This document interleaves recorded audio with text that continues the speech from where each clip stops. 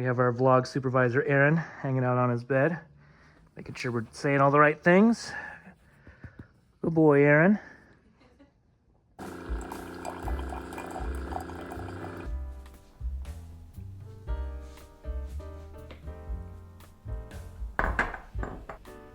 Coffee in hand, time for a chat about moving. If you've seen our announcement video, we shared that we are moving to a new apartment. So why the heck did we move?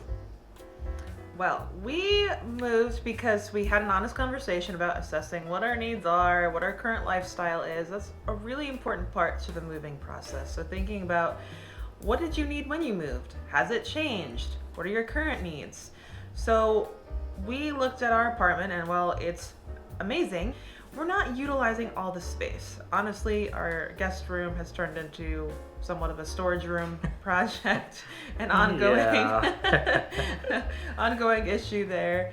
And we have a second bathroom that we don't need. So we thought, in thinking about our space, thinking about the cost of the space, it's at a premium right now given apartment renting, thinking about how we can cut that space, cut that cost, and move into a one-bedroom apartment instead. So we will be doing that, and we thought it would be helpful to talk about, in thinking about that decision, how are we assessing what's best for us at the time, and if it makes sense given the current economy. Looking at these different floor plans, or if you're looking at apartments in different buildings, it can very much feel like you're comparing apples to oranges. It was for us. All the floor plans in this place are different. It seems like the sink is over here, the bathroom is over there, you know. Walk-in closet, very important. Yeah, very important. Some of them do, some of them don't. We needed a way to sort of compare apples to apples. So are we actually saving money by moving to a one-bedroom apartment? It's really easy when they throw a number up on the screen, get it on special for this amount, whatever. But is that actually a good deal? So similar when you're at the grocery store and you're looking at two containers and you're like, is the short round one more value, or is the tall skinny one more value? That age-old volume question. We applied the same principle. So all we did was we took the rental figure of our current unit, divided by the square footage, and we got cost per square foot. Then we took the other apartments that we looked at. We looked at several floor plans, by the way, for one bedrooms, as well as a couple of two bedrooms as well. And we did the exact same math. I think you also have to think about things like savings. So what is the cost per month that you're paying now in rent, and what is the cost per month in the new unit? So that's also helpful to think about in terms of if you have any fees associated or any logistics involved in moving, right? Obviously those add up, but if you're saving money in the long run by transferring to a new apartment, that's really important to consider. Think about all of those aspects that you might need in an apartment. So look at the neighborhood. Is it walkable? For those who can't drive, this is a really important factor. You need to be able to either walk, take buses, take the train, take a subway to get to your destinations. And not just one destination. I will say I lived in a place where I justified at least just having walking routes. Oh, well, I can take a spin around the neighborhood, that's good enough. But I didn't have access to a grocery store. I couldn't walk to public transit to get where I needed to go. That was very frustrating. So not only thinking about exercise routes if you have a guide dog or if you're just looking to get fit, but also thinking about true destinations. I often get asked from other people who are blind, well, you know, you're successful, you did it, like how do you do what you do? And one of the first things that I tell people is like, get yourself in a place that's accessible to you. So that's really important to think about because while maybe it works for a while, it can feel very restrictive if you're relying on others, if you're relying on something like paratransit, you know, if you're just relying on delivery services to get you things. It can feel extremely isolating. I've lived in places like that, and it's really tough. So thinking about if I'm identifying an apartment building that I like, and it's checking off all those boxes, but maybe it's a 20 to 25 minute walk to the nearest bus stop or train station or strip mall or something.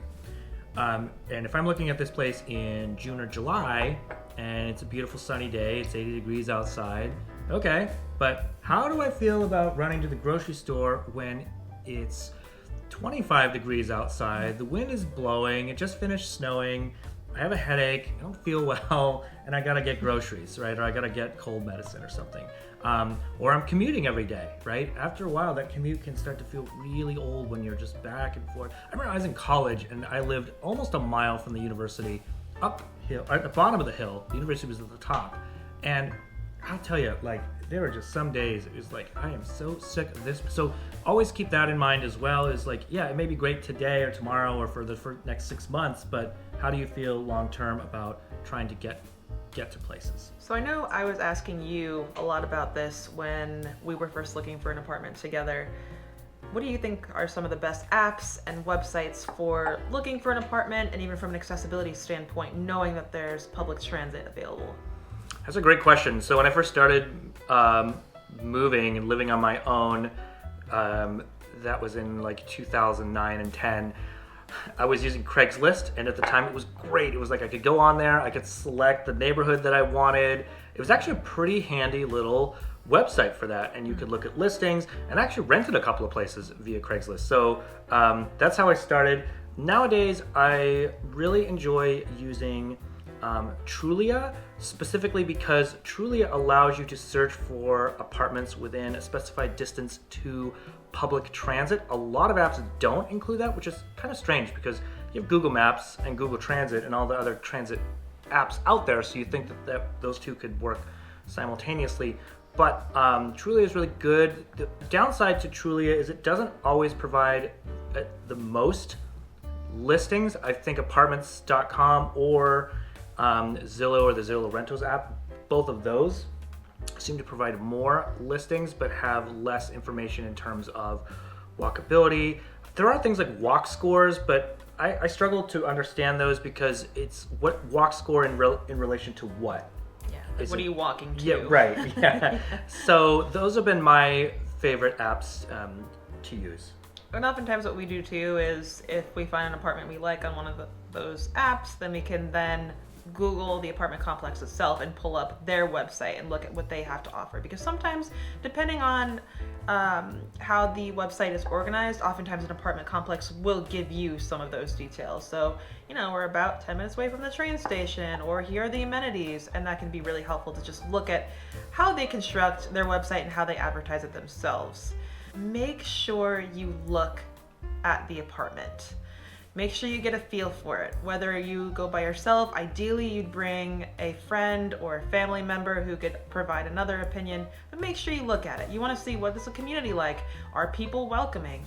We certainly discovered some stuffy leasing offices when we were looking for apartments. Not going to say where, but it gave us the wrong vibe. It wasn't what we were looking for. And it turns out that the apartments in that complex were also kind of sterile and not too cozy, right? So just by doing that, the website may look great, but we had completely different vibe, completely different feel when we actually went to the apartment itself. Renting is a serious business. It's a business transaction. So, bringing cameras and involving leasing agents and that sort of thing is just really not appropriate. There's vlog life and there's real life, and sometimes we can meld the two, but sometimes we just can't.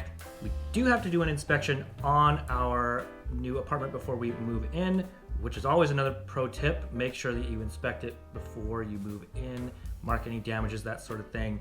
So when we do that, we will talk a little bit more about some of the things that you can look for, both visually and non-visually, to help determine if the apartment is right for you, as well as to help you uncover any hidden problems with an apartment, because sometimes apartments can be good at hiding things that may come out literally out of the walls at times. I lived in an apartment where it was raining in my apartment. Okay, this next point is going to require some movement. So let's get up. As a vlogger, I'm not used to sitting for so long on talking to camera, but that's fine. All right. Siri, please stop talking. So the next piece piece of advice that we have for you is to take measurements of all of your furniture. So what fit in your current apartment will maybe fit in your next apartment. So I've got this handy little talking tape measure here and my handy little tape measure holder over here. All right, here's your end. All right.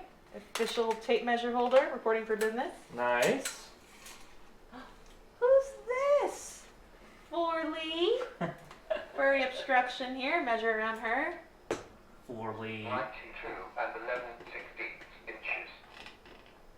92 inches. Perfect. Okay. You write that down? You got it.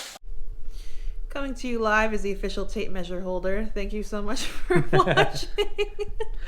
We hope you enjoyed our tips on how to consider if moving is the right move for you. Like, so cheesy. I'm caffeinated. I'm clearly more cheesy than usual. But seriously, thank you so much for following our blog. Please continue to follow our adventures as we continue the process of moving in the next few weeks.